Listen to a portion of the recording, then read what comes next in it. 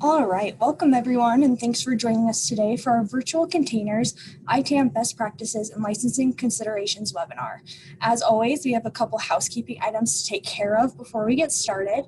First, we will be recording this session and it will be distributed at the conclusion of this webinar in a follow-up email, so be looking out for that. And lastly, we want to encourage participation throughout the webinar. All questions will be anonymous, so if you have any during the presentation, please type them into the question and answer box at the bottom of your screen. If we don't get to your question immediately, we will address it at the end during the question and answer portion of the presentation. That wraps up the announcements. We hope you enjoy the webinar, and I'll hand it over to Ben Wilcox to introduce Anglepoint. Hey, thanks, Alex. Hey, welcome to everybody. Big welcome to everybody, really, for joining us today and for this webinar.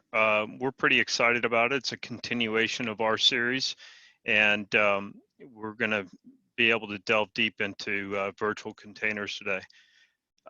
My name is Ben Wilcox. I'm part of a business development team at Anglepoint. I focus on working with customers and partners on developing client-specific solutions, understanding clients' issues, challenges, and matching our expertise to achieve their goals. So that's kind of my role, but a little bit about Anglepoint. We're a 10-year-old company built on dedicated expertise in the software asset management ITAM space. Many of our team bring experience from the Big Four consultancy or from major publishers. And this allows us to bring deep expertise around software licensing, around project management, and other aspects around IT to our customers to meet the objectives. We work with many Fortune 500 companies, as the previous slide noted. Our team, our services are really focused around software licensing, software asset management. And as this slide highlights, we have multiple practice areas, from single publisher issues, delivered through our software publisher and licensing team, SAM tooling, SAM program governance, SAM managed services, and our expanding groups around IT security and certified training. So we have multiple areas that we can bring expertise to work with our clients on managing their various challenges in this space. Our real aim is to assist clients, in establishing a vision around software asset management, IT asset management, achieving long-term objectives, and really helping them drive strategic decisions, mitigating certain risks, but also containing or reducing costs.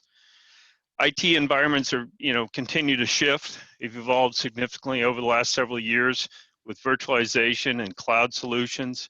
Other technologies will come into play. Really, these solutions are allowing organizations to drive efficiency, scalability, and flexibility, but it influences the challenges that our customers, and it influences the scope of services we deliver. So today, we have the opportunity really to delve into virtual containers, and this is an area that, from a cloud standpoint, virtualization plays into IT asset management and software asset management.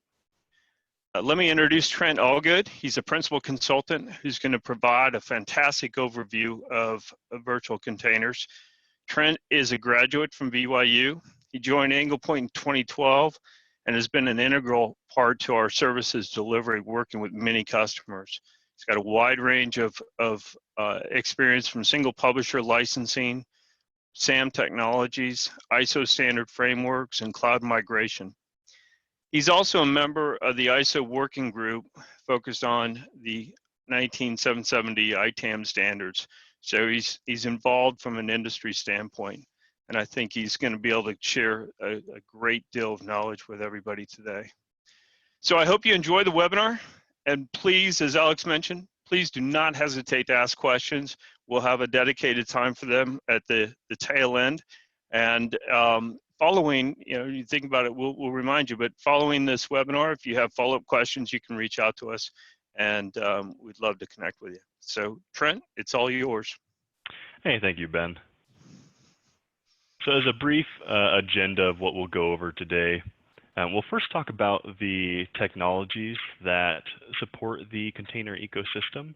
I think it's important to have a certain level of depth of understanding how the different container technologies work together in order to understand the advantages, not just from a technological standpoint, but from an IT asset management perspective, as well as the particular challenges you would have as an IT asset manager in managing the software and the IT assets themselves that are containers, as well as understanding the advantages of containers, why they're becoming such a popular solution both on premises and the cloud.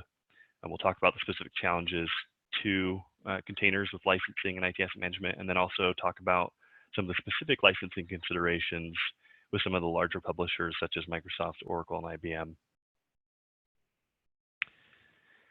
So I think it's actually interesting that we are talking about what is a container in 2019 when containers have been around for over a decade.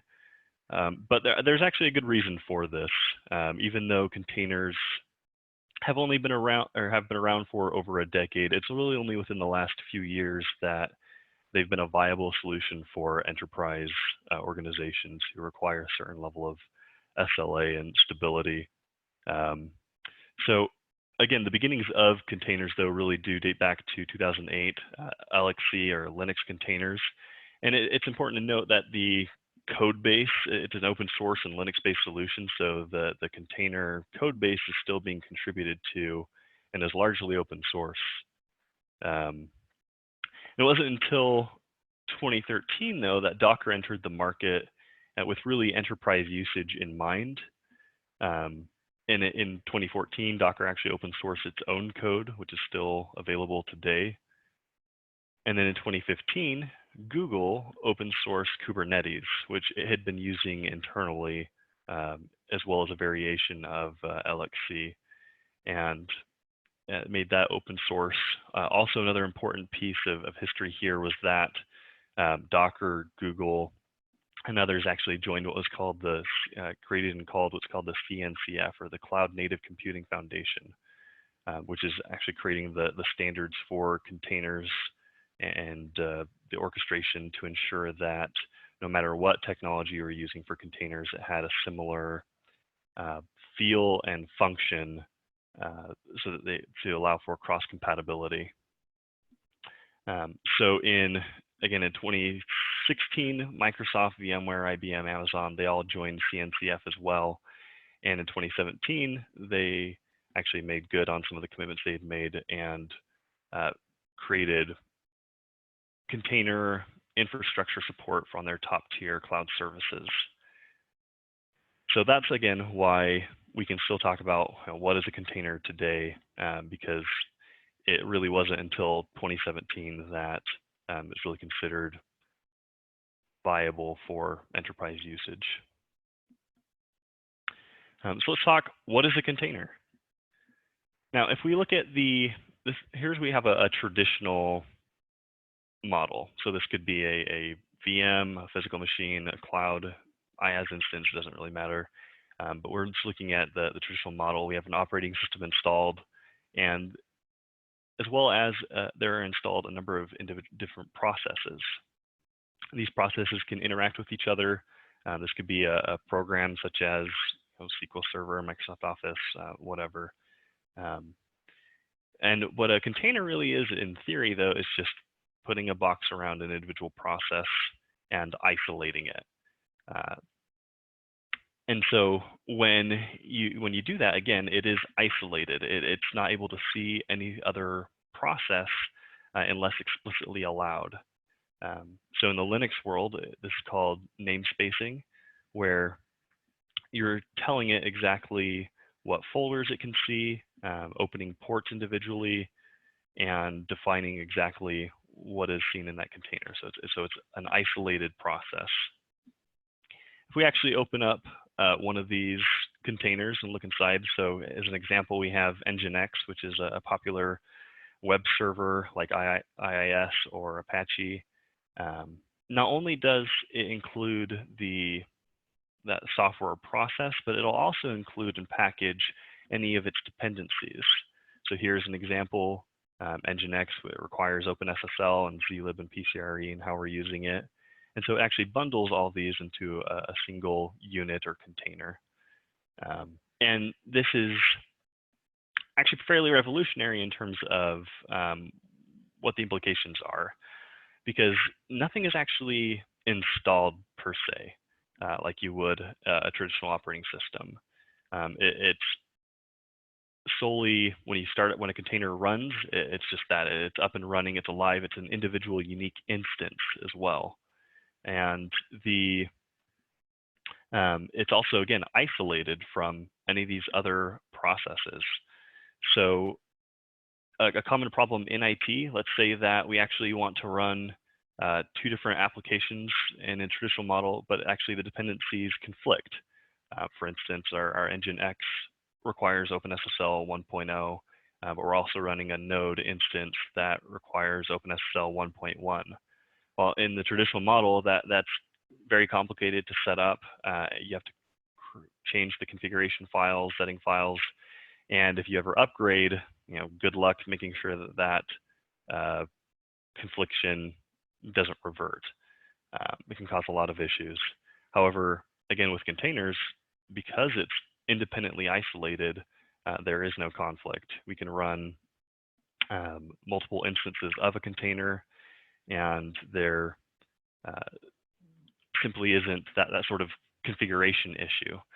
So it creates a standard sandbox, as well as it means that it's platform agnostic. It doesn't matter. When you run a container, it will run the same on a laptop, in the cloud, on a VM, on premises. It doesn't really matter.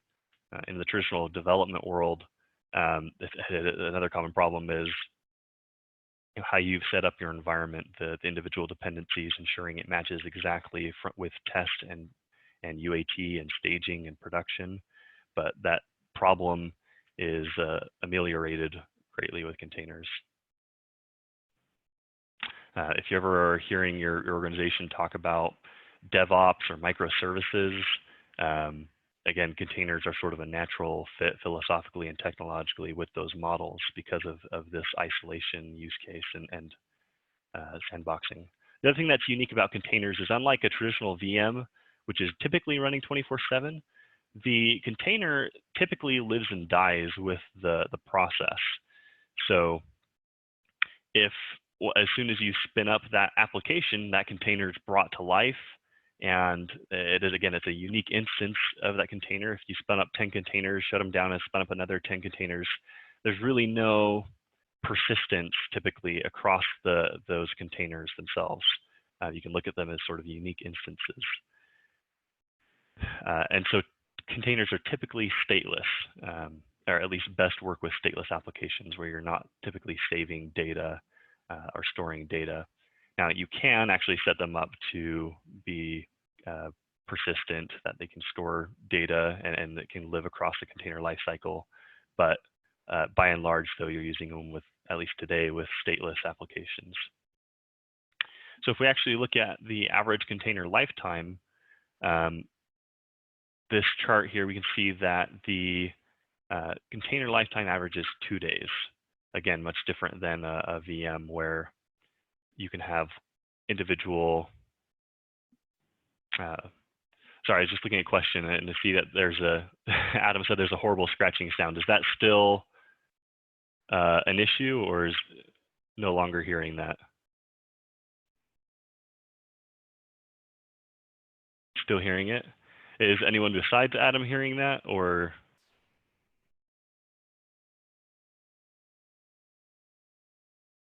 Okay, looks like Adam, that might be on your end. Unfortunately, you might try dropping and rejoining. I know when we did some testing earlier before, we hadn't had any issues.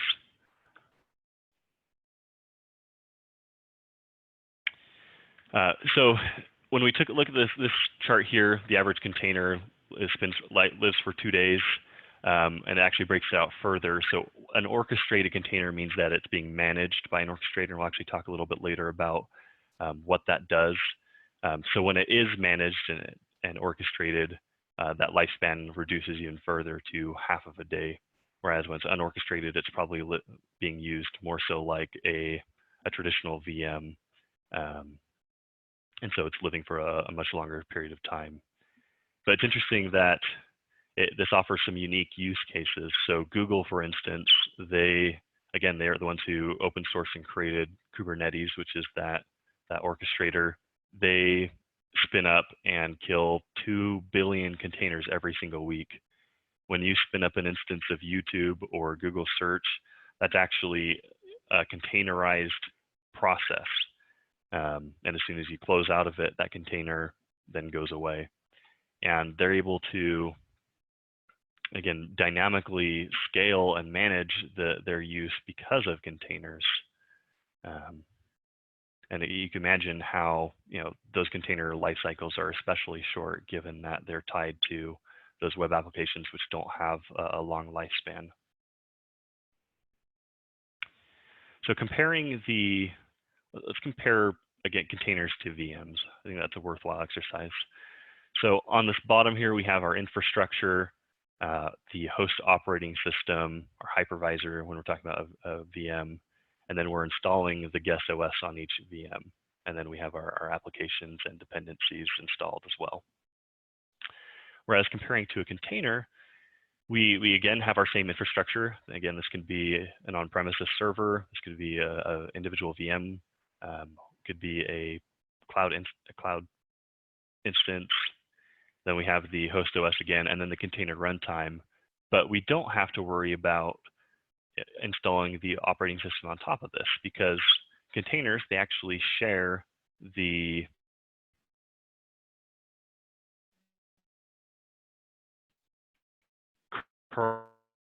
kernel or the core of the op system. So again, we're not only saving space, for instance, a Windows Server OS is probably 30 gigs. So we're actually saving 90 gigabytes here in this instance. So we're not only saving space though, but we're also saving compute resources. We don't have to worry about virtualizing the RAM or the CPU or other aspects that are actually being emulated in a traditional VM setting.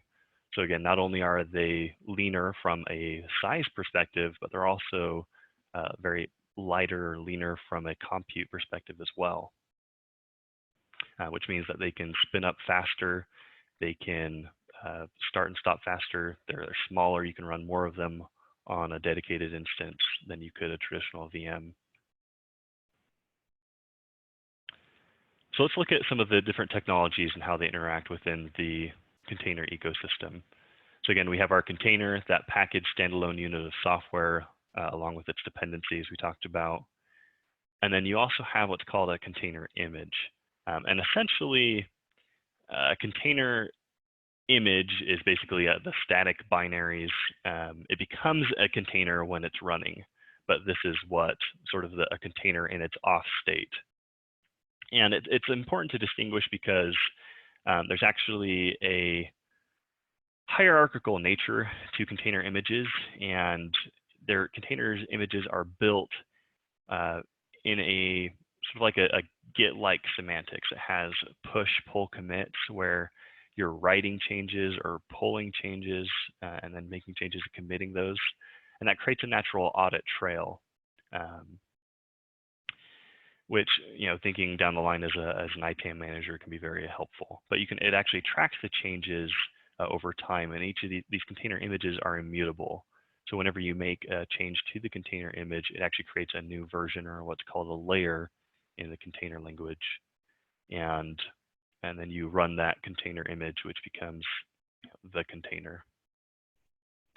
You also have a container manifest. This is Docker file in the Docker world. And again, we're going to be mainly referencing Docker, which is, again, that container platform, and Kubernetes, which is that orchestrator, because they have a beyond dominating market share. There really aren't many solutions other than Docker and Kubernetes. So we will be heavily referencing them for our examples.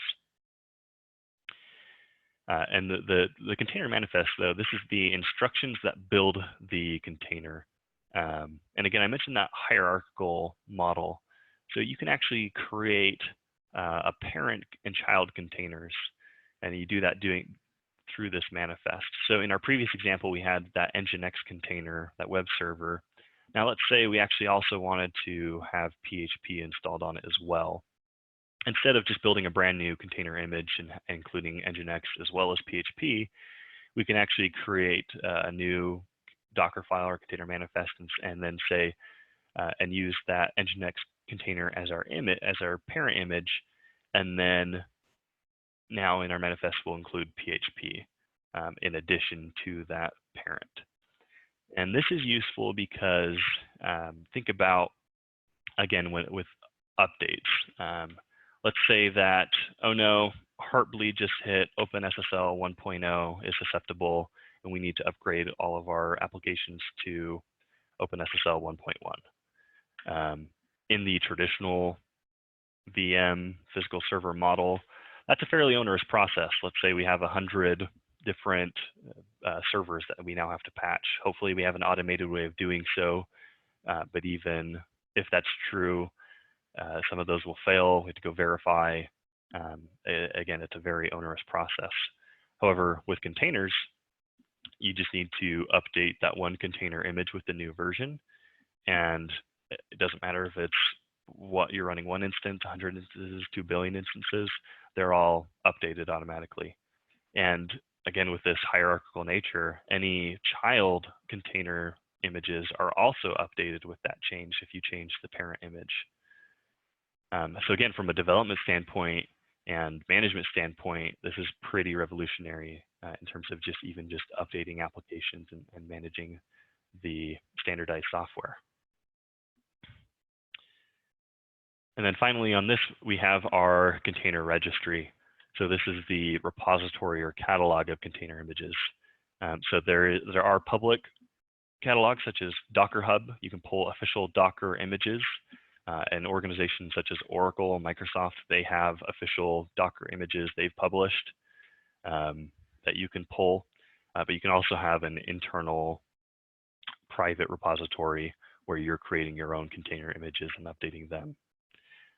And now, some other benefits from this container registry are again, because we're using a Git model of the container images and this container registry, there's, again, this audit trail of not only the changes being made to containers, but who made those changes, who's the owner of this container, and, excuse me, even some deployment information.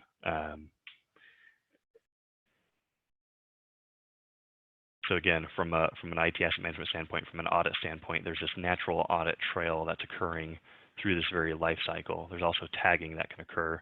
You'd tag your images, and then most organizations would do that at some sort of application level because containers are built around specific applications or processes. So there's another question: what software sits between the OS and the container to make it OS agnostic? So it is the container runtime that's standard. So again, that would be Docker, for instance. Docker is handling all of the intelligence that's sort of making it agnostic across environments and even operating systems to an extent.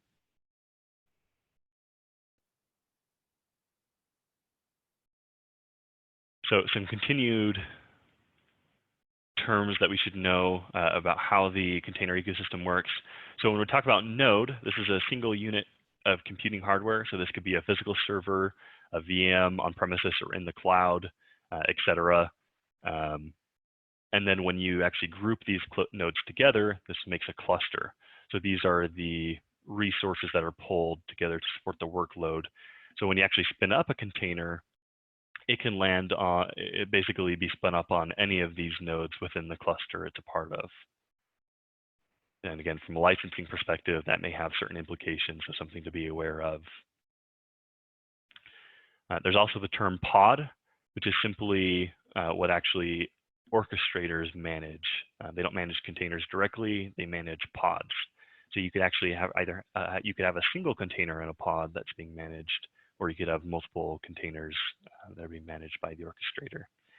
And then again, there's the orchestrator, which is what is actually can be the intelligence behind to dynamically and automatically start up or stop container processes based off of availability or need or demand. It also does things like self-healing. So if there's a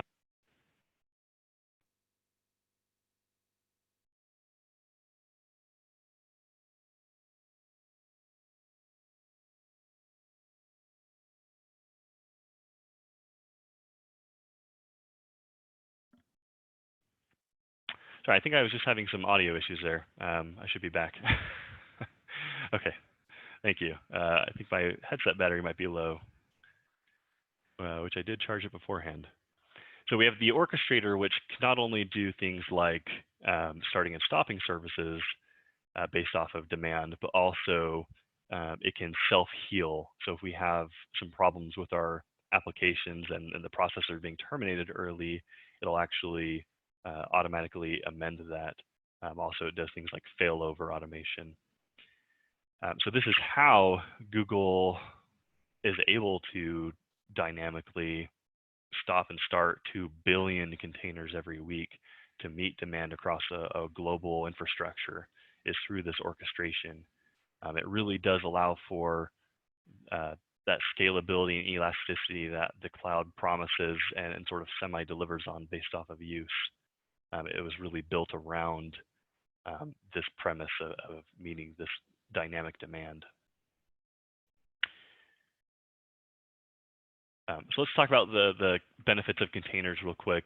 So they're resource efficient, allows for scalability and elasticity. It's reliable, platform agnostic. It makes deploying applications and developing of applications much easier because it's offering that consistent sandbox. And again, they're lightweight, reliable, and secure. So here we can stop for a second before we move on to the IT asset management portion.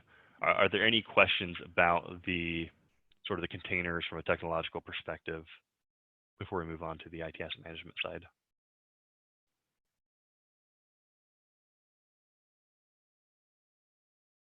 Okay.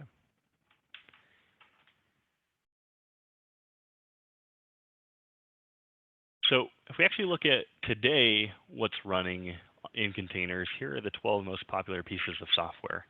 And you'll notice that these are all open source. Again, because containers came from the Linux world, a lot of them are still using those open source Linux-based applications. And these are also, if you look, mostly back-end or front-end web services, which I think is interesting. However, and to some extent with open source applications, it doesn't really matter if I'm running 1 or a billion containers. All I have to worry about is, that won't change the attribution requirements. So for open source software, there may not be as many implications depending on the use rights. However, for commercial applications, there certainly are. And we are seeing a greater push for commercial applications within containers. That's something that we're seeing being pushed from the actual software publishers themselves, as well as use from customers. And we'll talk a little bit more about that later.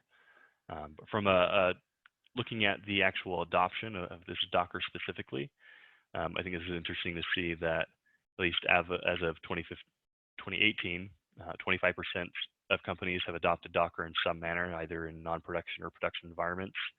There's actually a current projection by Gartner that puts by 2020, 50% of organizations will be running containers in their environment, either in a non-production or production capacity. Also, within organizations that have already adopted container usage, that deployment size has increased. So between 2017 and 2018, organizations that have been using containers increased their footprint by 75%. And again, we see this trend continuing. If we actually look at this from a revenue perspective, again, in 2019, containers will be supporting $2 billion worth of revenue applications, and by 2020, 2.7 billion. So we're not only seeing container usage increase, but we're also seeing it increase year over year. And it does make sense because while containers, again, traditionally may not make sense for hosting hugely monolithic applications, it does make sense, again, for these stop and start applications to meet demand. We have a question: are these containers end use or hosted? So I think we'll answer that in a few of these slides. So when asked organizations what actually they're deploying containers on, so interesting, there are actually some organizations, or a large portion of organizations, are actually deploying these on VMs themselves, which to an extent almost doesn't make sense because you are adding another layer of abstraction and compute. So you're not only emulating the CPU from the VM, but you're also now abstracting that further by putting a VM on top, or a container environment on top of it. But also it makes sense if you're in the early stages of container adoption, you probably can't dedicate an entire bare metal server or rack to containers while you're sort of dipping your toes and getting your feet wet in their use. So I imagine that this will change over time. Again, a large also use within public and private clouds, which I think is where containers really do shine.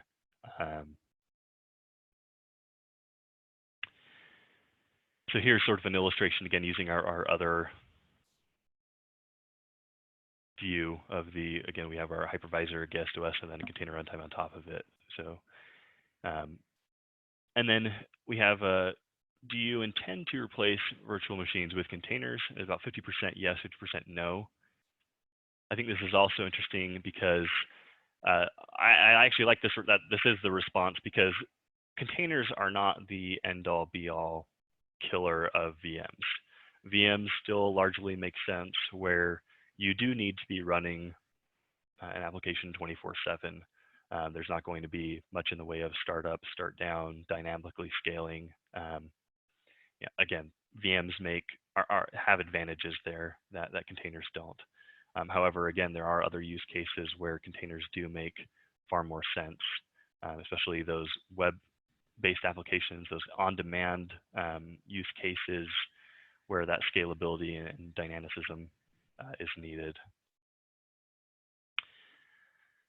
So not only are containers offered as a cloud solution, but they have a specific offering. So you may hear the term CaaS and wonder where that fits in, or containers as a service, and wonder where that fits in with traditional IaaS and PaaS solutions. And while it may be really considered as in the middle, it is a subcategory of IaaS. That infrastructure is still being served. However, instead of just being served sort of the OS and not having managed any of the virtualization or anything beneath that, you are just handed the container runtime, that Docker instance, and can deploy your containers from there.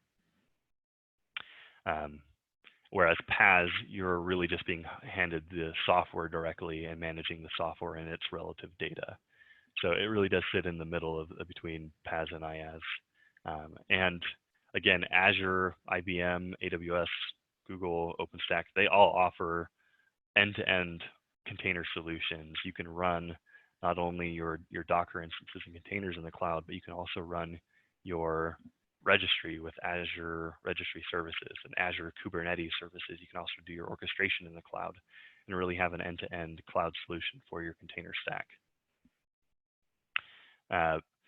OpenStack, which is Cloud Rack, they're probably the only ones who have, or sorry, Rackspace, really the only ones who have sort of a competing solution with the traditional Docker Kubernetes 1-2 punch. They're pushing what's called Apache Mesos, which is very similar to containers, has a few unique features that push it more into the serverless space. So we might be hearing more about them in the next upcoming years. But again, right now the market share is 95+% Docker and 100% Kubernetes. It's sort of interesting when you look at the top 5 different orchestrators, it's Kubernetes, Kubernetes, Kubernetes, Kubernetes, Kubernetes, because the other four are just offshoots from Kubernetes, again, because it's open source and you can easily create a fork of that code. So from an IT asset management standpoint, again, you're probably thinking, dynamically or managing something like a container that can spin up and spin down in a matter of minutes, 2 billion instances being spun up over a week period. There's obviously some inherent difficulties with managing containers. But even beyond that, again, there's nothing is actually installed on the container.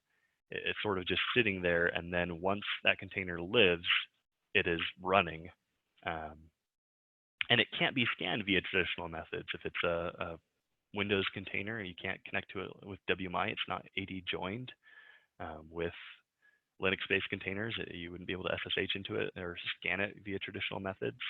And also that container image, which is sitting on the, whatever node it's sitting on, if you scan that, you actually may misinterpret it as being installed on that host rather than it being part of a container image that can be running any number of instances. So this is a particular challenge today, especially when we look at there really is not support, especially from a software discovery perspective, from traditional SAM and ITAM tools. ServiceNow actually does offer some basic IT ITAM capabilities of tracking the use, the life cycle of containers, but by and large, you're sort of out of luck from a discovery standpoint, with a few exceptions with containers. IBM's ILMT and BigFix actually is able to scan containers or Docker containers for IBM software if it has the BigFix or ILMT agent on the host. But beyond that, it's, again, software discovery is something that largely doesn't exist, and we're waiting for tool vendors to catch up on. But again, it isn't all bad. And in some cases, it's sort of a double-edged sword. So when we talk about the ease of deployment, again, this is going to make updating software easier, even sort of getting rid of deploying software easier, which again, from an IT asset management standpoint is great. But also this ease of deployment makes mistakes easier. So for example, in the DockerCon 2017 keynote speech, Oracle had just been onboarded as a Docker partner. They had just released their Docker images. And so part of this keynote speech, they talked about this hypothetical scenario where 2 engineers went on vacation, came back, and the company had actually been acquired and was now required by their new owning company to spin up an application which required Oracle Enterprise Database. And not only that, they only had a week to do it. And so in this scenario, they scrambled and then determined, oh, well, we can actually just pull an Oracle DB container and spin it up. And so they had an enterprise grade, Oracle database software running within 5 minutes. Now that's great. That's amazing from a technology standpoint, but also let's think about the licensing implications of that. They just spun up $100,000 plus worth of software potentially in a matter of 5 minutes with little checks and balances and oversight. So it really does, because it's so much easier now it lowers the barrier to entry for this commercial software. We have to be far more vigilant about ensuring that the proper policies and procedures are in place, as well as training. So our developers, our IT admins don't do that because they have such easy access to this software now. So it really does demand mature SAM processes and procedures in place. But the good news is, again, is part of the ecosystem, this container technology stack is again, that audit trail. You not only have the registry, which is keeping track of who's pushing polling, who's creating these changes, who created these containers, I can't tell you the amount of times that we've gone to a customer's organization and we find SQL servers that they didn't know about, licensable SQL instances, and the first thing we say is, okay, well, who owns these? Let's go see if they actually need them. And crickets, they don't know who owns them. So even just having that piece of information is incredibly valuable. Also, the container manifest itself should give, well, again, reference either the parent container or should itself reference, typically reference the application that it's built to support. Again, because containers are typically built around a single application, it actually does make discovery a bit easier. It's not like we're going to have 10 different things installed like you would a VM and have to worry about that. It's really all living around that single application it's built for. Also within the registry and these container images are tagged, and hopefully within your organization you've tagged them in such a way that's helping you with this process, or you if not, you could go about that. You could create tags and say, hey, this is we're creating an Nginx tag or an open source tag, or however you want to do that, as you can easily group and manage these containers. But you will have to pull data from not only the container runtime in terms of actually how these are being used and spun up, but also the container orchestrator. You really do have to go to both sources to get that use information. Could you make a -2 ID tag part of the manifest? So the -2, and for those who may not, know what he's talking about, the ISO 19770-2 standard, that's the software identification or SWID tag. Those are actually typically created and pushed by the manufacturer. So it would be, or the software publisher. So it would be the software publisher who is supposed to include that in the image, and hopefully they do. However, if not, you could certainly create your own -2 tag. It just wouldn't be signed, and create that as part of the manifest. So you could do that. One interesting thing about the -2 tag is, and containers in particular, is that keep in mind each container is a unique instance. So if I stop a container and start it again, and then stop and start it again, each one of those is sort of its own life, its own instance. It's unique, and so you'd actually be creating a -2 tag every single time. And in that Google example of 2 billion containers a week, that's creating 2 billion -2 tags every week that are compounding, which is sort of an interesting thing about how the -2 works in reality versus, how it was intended to work. By and large, the ISO standards didn't need or were built to account for this use case. You could still bring in those -2 tags from an inventory perspective, although you would need sort of some intelligence behind that as well to think about the actual, how this is being used, and take into account the amount of time it's running as well, which the -2 tag really wouldn't have. That would be more of the RUM tag or -4 tag, that resource utilization metric tag, which would give you more of that information. So again, by itself, the -2 tag is helpful, but not everything you would need, because it really wouldn't talk about the life cycle of that container.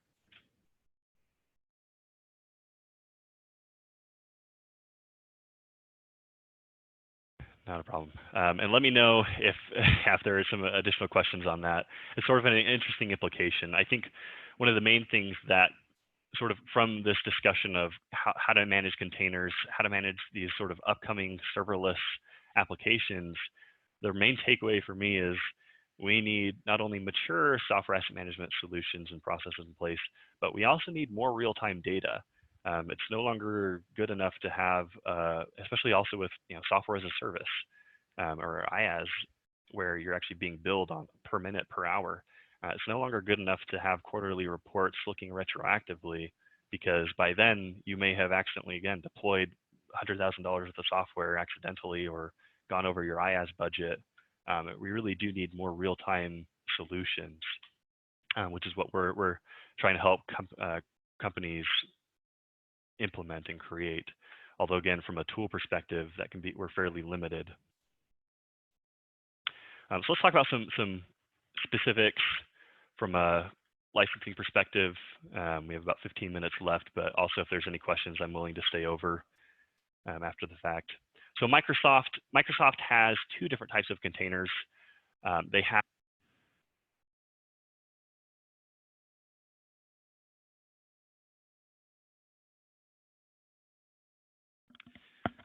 All right, I'm going to hardwire in. Apologies. So Microsoft has two different types of containers. They have the Windows Server containers, or just WSC, and these are the traditional, just like sort of Linux containers. They're sharing the kernel OS. So you can actually run as many of these as you'd like without any further licensing implications. Sort of the caveat or catch here is that the container OS that it's expecting has to match exactly the host kernel OS. So if you're building a Windows Server 2008 R2 container, it can only be deployed on a Windows Server 2008 R2 host. But again, the advantage of these is you can run any amount with no additional licensing requirements. Hyper-V containers are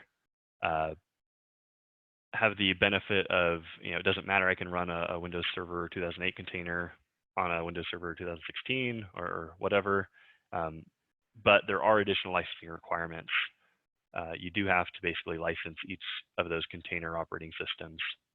Luckily, Microsoft, by and large, does actually treat containers like VMs.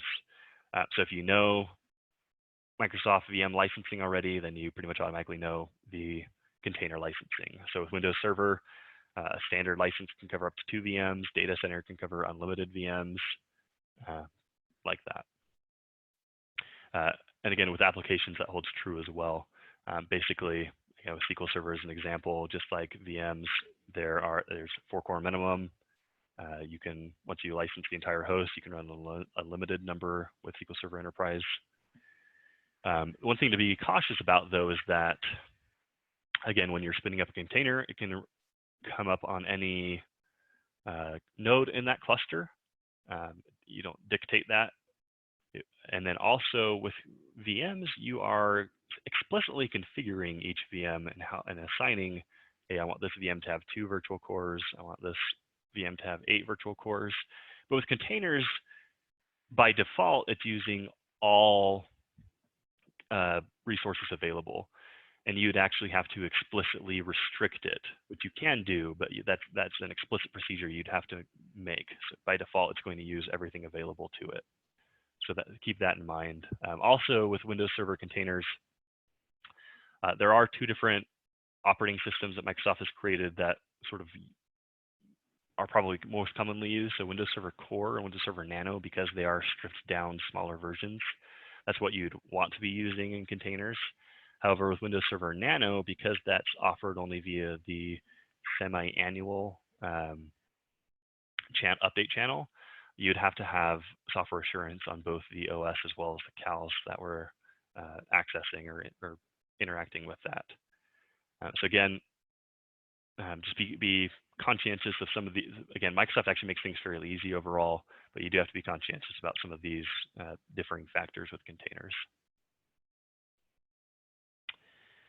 With Oracle, as you probably know, if you have any familiarity with Oracle licensing, Oracle takes a pretty hardline approach with virtualization.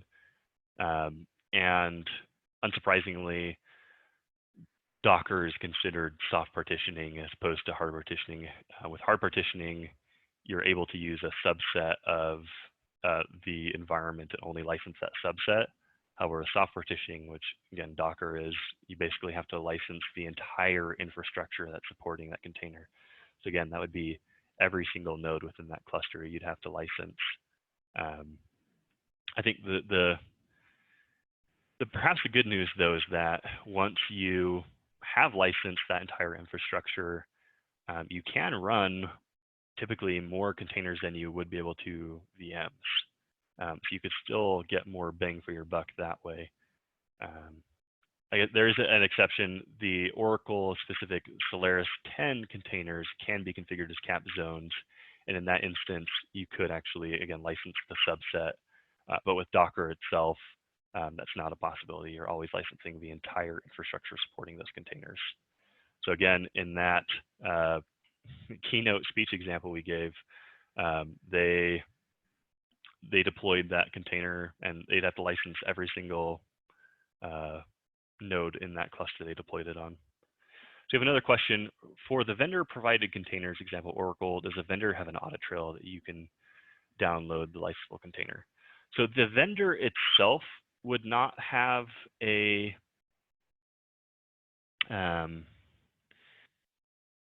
would not have visibility into what you've pulled from the container registry, at least not from like a Docker Hub.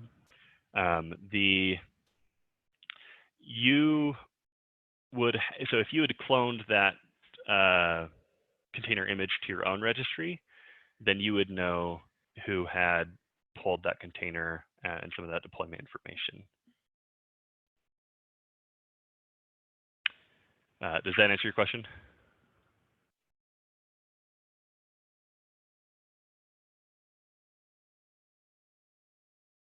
All right. And then IBM, so again, similar to Oracle, Docker is not subcapacity eligible virtualization. However, you can actually use it in conjunction with subcapacity. So what that means is that if you were running, again, Docker directly on a host, and then you have your containers here, you'd have to license the entire host. However, if you actually had Docker installed on a virtual machine, which earlier I said this was a silly thing to do, but in this case, you can. It makes sense because you can license a subset.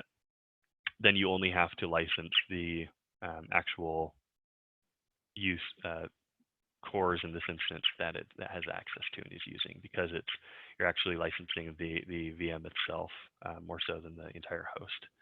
So again, while you cannot run Docker directly on a host without licensing the entire host, you can run it on a subcap eligible virtualization technology, and in that case, then you can just license that subcap licensing. To do that, you would have to have either a big fix or ILMT agent installed on the individual VM.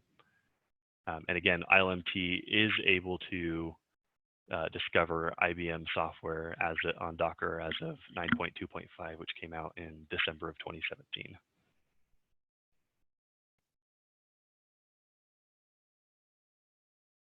For Oracle, this is a question. For Oracle, if the infrastructure supporting Docker environment is on approved hard partitioning technology, do you still license the entire physical host or cluster? No. So in that case, you would only have to license that capped zone, that hard infrastructure. However, the only way Oracle said that that's allowed is by the Oracle Solaris 10 containers in that capped zone.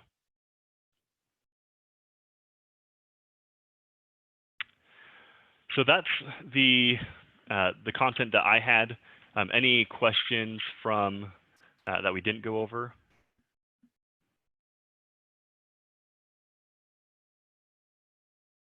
Okay. We'll give everyone a minute to type if needed. There are some upcoming events. We'll put out actually a version of this presentation as a blog. And then also this webinar on demand will be released tomorrow, so you can view it again.